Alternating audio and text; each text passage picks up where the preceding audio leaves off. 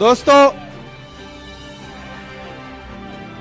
इंद्रलोक और शहजादा बाग की यह सरजमीन, अब थोड़ी देर नारे लगाना बंद कर दीजिए। मैं 5-7 मिनट आपसे थोड़ी देर मुखातिब रहना चाहता हूं। हाँ, सब कर देंगे, आप परेशान ना हो। आपने लंबी तकरीर सुनी है, मैं कोशिश करूंगा कि थोड़ी देर आपके साथ खड़ा रह सकूं। चिरागों के सफर में दबदबा हो आंधियों का, चिरागों के सफर में दबदबा हो आंधियों का, तो फिर अंजाम जुल्मत के सिवा कुछ भी नहीं होगा। यह दुनिया नफरतों के आखिरी स्टेज पर है, इलाज इसका मोहब्बत के सिवा कुछ भी नहीं होगा। मेरी आंखों के सामने जो नई नस्ल खड़ी है, तमाम बुजुर्ग यहां बैठे हैं। मैं बहुत दिन से सोचता था कि कभी आपके बीच में आऊंगा और आपसे मुलाकात करूंगा, आपसे थोड़ी देर बात करूंगा, लेकिन मौका भी मिला है तो एक चुनावी मौके पे आपके बीच में आया हूं और भाई अनिल भारद्वाज जी की आवाज पर आपके बीच हाजिर हुआ हूं।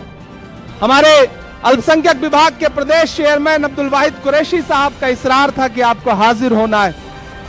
मेरे भाई, आप पिछले 3 घंटे से यहां पे मौजूद हैं, मुझे पता है, और हमसे 3 फीट 4 फीट नीचे बैठे हुए हैं, हम स्टेज पे बैठे हुए हैं। लेकिन मैं स्टेज के साथियों से भी कहना चाहता हूं कि ये जो 3 फीट 3.5 फीट 4 फीट नीचे बैठे हैं, असल में इनके होने से सारी रौनक है। ये हैं तो हम हैं, ये हैं तो हमारा कार्यक्रम है।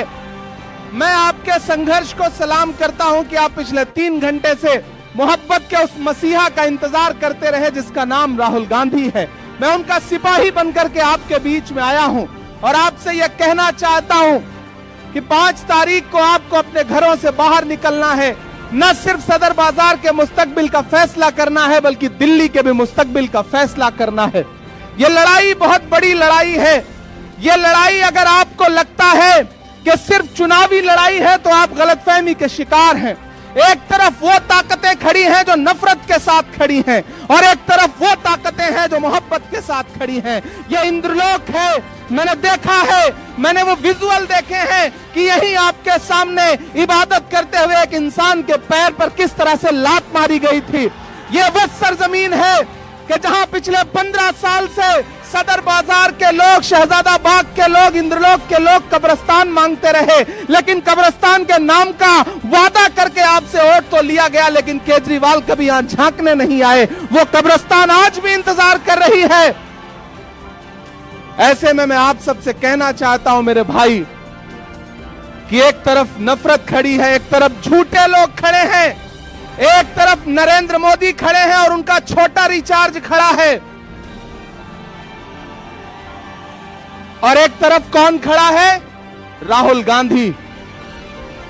इस देश में आने वाली सदियों में जब भी नफरत और मोहब्बत को तराजुओं पे तौला जाएगा तो यह कहा जाएगा कि जब पूरे मुल्क में नफरत उफान पर थी तो एक शख्स दिल्ली में खड़ा हुआ और उसने कहा कि मैं कन्याकुमारी से कश्मीर तक चलूंगा 4000 किलोमीटर, अपने पैर के छालों की परवाह नहीं करूंगा। मैं चला हूं राहुल गांधी के साथ, मैंने देखे हैं उनके पांव के छाले। जब मैं उनके साथ चलता था तो मुझसे मीडिया के साथी कहते थे कि इमरान साहब आप तो शायर हैं, आप राहुल गांधी के कंधे से कंधा मिलाकर चल रहे हैं, क्या कहेंगे? तब मैं उनसे कहता था कि जो हर जालिम से टकराएगी वो आंधी बनाऊंगा, जो हर जालिम से टकराएगी वो आंधी बनाऊंगा। नए अंग्रेज आए हैं, नया गांधी बनाऊंगा।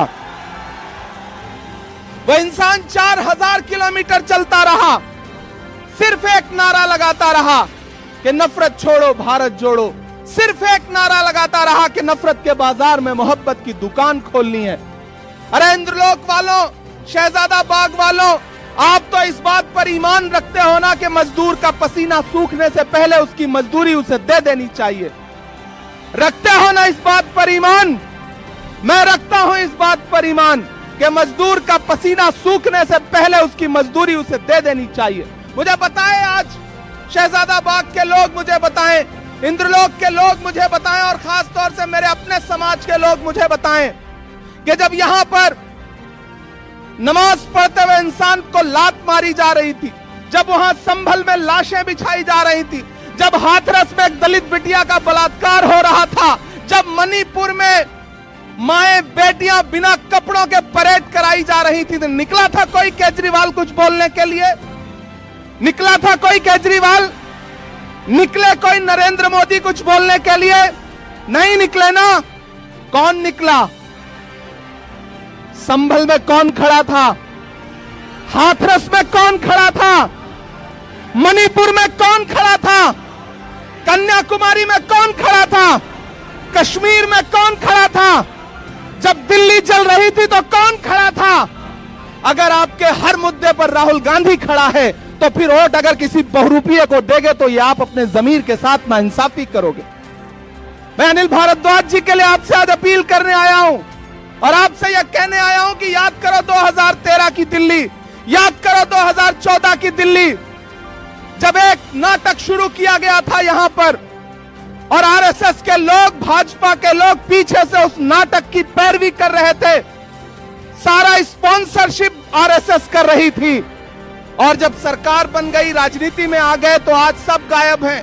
मैं तो पूरे देश में जाके शेर पढ़ता हूं कि भारत मां की आंख के तारे कहां गए? भारत मां की आंख के तारे कहां गए? आरएसएस के राज दुलारे कहां गए? अच्छे दिनों की तरह उन्हें भी खोज रहा कोई, बताए अन्ना हजारे कहां गए? सब गायब हो गए और ये बहरूपी अपने शीश महलों में, घरों के अंदर दुबक के बैठ गए। केजरीवाल जी आएंगे आपके बीच में प्रचार करने तो उनसे पूछना कि जब दिल्ली जल रही थी तब क्यों नहीं आए हमारे बीच में? आज सुरक्षा लेकर के हमारे बीच में आ रहे हो। केजरीवाल की खांसी बंद हो गई, पूरी दिल्ली को खांसी आने लगी। इसलिए मैं आपसे कहना चाहता हूं साथियों कि अनिल भाई आपके बहुत शानदार प्रत्याशी हैं। राहुल गांधी जी ने इन पर भरोसा किया है। मैंने आपसे कहा ना कि आप तो इस बात पर ईमान रखते हो कि मजदूर का पसीना सूखने से पहले उसकी मजदूरी उसे देनी चाहिए। मैं चला हूं राहुल गांधी के साथ कन्याकुमारी से कश्मीर तक। मैंने उनके पांव के छाले देखे हैं। मैं उन पांव के छालों की याद दिलाते हुए आपसे कहना चाहता हूं कि अगर इस बात पर ईमान रखते हो कि मजदूर का पसीना सूखने से पहले उसकी मजदूरी उसे दे देनी चाहिए, तो मैं आपसे राहुल गांधी की मजदूरी मांगने आया हूं। और वो मजदूरी है अनिल भाई को अपना एक एक वोट देकर के हाथ के पंजे के सामने वाले बटन पे 5 तारीख को अपना एक एक वोट देकर के इन्हें विधानसभा पहुंचाइए। आपका दिया गया एक एक वोट सिर्फ अनिल भारद्वाज को नहीं मिलेगा, मोहब्बत के उस मसीहा को मिलेगा जिसका नाम राहुल गांधी है। आपका दिया गया एक एक वोट सिर्फ अनिल भारद्वाज को नहीं मिलेगा, इस देश में डॉक्टर बाबा साहब अंबेडकर के संविधान के सबसे बड़े अगुआ मल्लिकार्जुन खड़गे जी को मिलेगा। आपका अनिल भारद्वाज को दिया गया एक एक वोट सिर्फ इनको नहीं मिलेगा, इस देश में महिलाओं की सबसे बड़ी आवाज प्रियंका गांधी जी को मिलेगा। आपका दिया गया एक एक वोट सिर्फ अनिल भारद्वाज को नहीं मिलेगा, इमरान प्रतापगढ़ी पे आपका एहसान होगा। यह कहने के लिए आपके बीच में आया हूं और आपसे गुजारिश करता हूं कि इस बड़ी लड़ाई में आपको चुनना पड़ेगा। और अकलियत के लोगों, खास तौर से मेरी एक बात सुनना और जाना, तो रात को जब सोने लगना अपने तन्हा कमरों में, तो याद करना कि एक 35-36 साल का लड़का आया था, एक बात कह करके गया। आप पिछले 3 बार से केजरीवाल को वोट देते आ रहे हो, लेकिन जब जब आपको जरूरत पड़ी केजरीवाल कहीं नजर नहीं आए। क्यों? क्योंकि उनको पता है कि आप थोक के भाव वोट दे दोगे। मैंने एक फिल्म देखी थी, उस फिल्म में एक डायलॉग था कि आग को पानी का डर बना रहना चाहिए। आपने वो डर खत्म कर दिया। आपने उनको ये एहसास दिला दिया कि आप दिल्ली दंगों पे बोलो या ना बोलो, हम तुम्हें वोट देंगे। आपने एहसास दिला दिया कि जब बिल्किस के बलात्कारी रिहा किए गए और मीडिया ने मनीष सिसोदिया से पूछा कि आप क्या बोलोगे, तो उन्होंने माइक अपने सामने से हटा दिया, लेकिन फिर भी आपने उन्हें वोट दिया। आपने उन्हें एहसास दिला दिया कि आप संभल में लाशें बिछी रहेंगी, आप नहीं बोलोगे, हम फिर भी आपको वोट देंगे। और दलित भाइयों, आपने एहसास दिला दिया कि हाथरस में दलित बिटिया के साथ बलात्कार हुआ, अरविंद केजरीवाल कुछ भी नहीं बोलेंगे, लेकिन फिर भी आप उन्हें वोट देंगे। ये भ्रम तोड़िए, उन्हें एहसास दिलाइए कि आग को पानी का डर बना रहना चाहिए। वो डर जो खत्म हुआ है उसे 5 फरवरी को फिर से पैदा करिए। अपने घरों से निकलिए, और अपना एक एक वोट अनिल भारद्वाज को दे करके राहुल गांधी के हाथों को मजबूत करिए। बहुत लंबी तकरीर नहीं करनी है, आपसे बस यह कहने आया हूं कि यह लड़ाई बहुत बड़ी है। यह लड़ाई नफरत और मोहब्बत के बीच में है। एक तरफ वो लोग खड़े हैं जिनके नारे हैं कि बटोगे कटोगे, मंगलसूत्र छीन ले जाएंगे, भैंस खोल ले जाएंगे, और एक तरफ कौन खड़ा है जिसका नारा है कि नफरत के बाजार में मोहब्बत की दुकान खोलनी है। मेरी नई नस्लों, एक इंसान जो बिना डरे हुए इस देश के हाकिम की आंख से आंख मिला करके बोलता है, इस देश में संविधान बचाने की लड़ाई अगर सबसे बड़ी कोई लड़ रहा है तो उस शख्स का नाम राहुल गांधी है। हम सब उसके सिपाही बनकर के आए हैं। मैं कोई बहुत लंबी तकरीर नहीं करूंगा, सिर्फ 4 मिसरे पढ़ूंगा, वो हक भी पूरा हो जाएगा जो आप सुनना चाहते हैं। माइक थोड़ा बेहतर कर दें। कहां है माइक? थोड़ा बेहतर कर दें। नहीं हो सकता? जैसे अरविंद केजरीवाल की खांसी सही हो गई वैसे माइक भी सही हो सकता है भाई, थोड़ा सा बेहतर कर दें अगर हो सके तो। मैं सिर्फ 4 मिसरे पढ़ता हूं साथियों। कि खौफ नहीं जिसे, थक तो नहीं गए?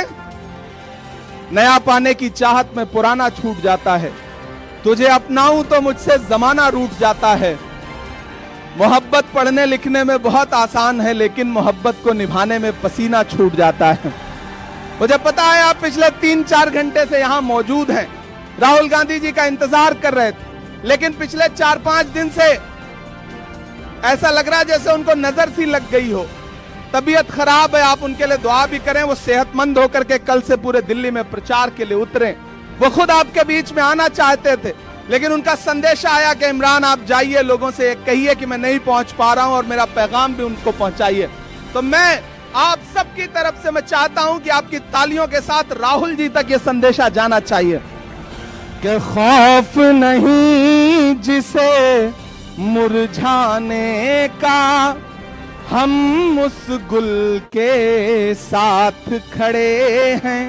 अगली जो लाइन है ना, वो लाइन आपकी तालियों के साथ पूरे दिल्ली की फजाओं में जानी चाहिए, अपने राजमहल में सोने वाले मोदी जी तक और अपने शीश महल में सोने वाले केजरीवाल तक, दोनों तक जानी चाहिए कि खौफ नहीं जिसे मुरझाने का, हम उस गुल के साथ खड़े हैं।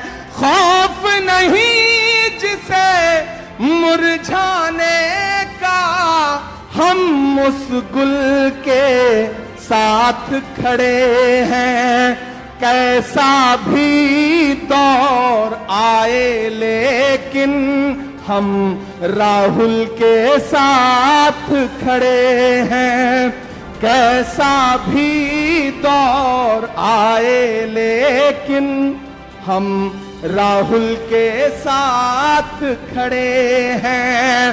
कल भी खुल के साथ खड़े थे, आज भी खुल के साथ खड़े हैं। कैसा भी दौर आए लेकिन हम राहुल के साथ खड़े हैं। सदर बाजार वालों, ये लड़ाई बुजदिलों और बहादुरों के बीच में है। एक तरफ वो बुजदिल हैं जो कभी आपके किसी मुद्दे पर नहीं निकलते, चाहे उन्हें झोली भर भर के वोट दिया हो आपने, और एक तरफ वो बहादुर खड़े हैं जिन्हें आपने वोट ना भी दिया हो तो आपके हर मुद्दे पर बिना अपनी जान की और बिना अपनी जिंदगी की परवाह किए हुए खड़े हैं। इसलिए आपको चुनना है कि आप बहादुरों के साथ खड़े हैं या बुजदिलों के साथ खड़े हैं। आपको फैसला करना है कि आप भाजपा और भाजपा के दोस्त केजरीवाल के साथ खड़े हैं या राहुल गांधी के साथ खड़े हैं। यह फैसला आपको करना है। यह मैं आपसे गुजारिश करते हुए आपसे विदा लूंगा और यह कहूंगा कि अनिल भारद्वाज साहब को चुनाव जिता करके असेंबली पहुंचाइए। मैं आपसे वादा करता हूं कि यही आपका शुक्रिया अदा करने के लिए इमरान प्रतापगढ़ी भी आएगा और राहुल गांधी जी भी आएंगे, ये हम आपसे वादा करते हैं। बहुत शुक्रिया, बहुत मोहब्बतें, आपने बहुत सारा वक्त दिया है। बहुत शुक्रिया काजी साहब का, देवेंद्र जी का, और खुसूसी तौर पर वाहिद कुरैशी साहब और उनके साथियों से भी मैं कहूंगा कि इस चुनाव को मजबूती के साथ अनिल भाई के लड़ाइए। बहुत शुक्रिया, बहुत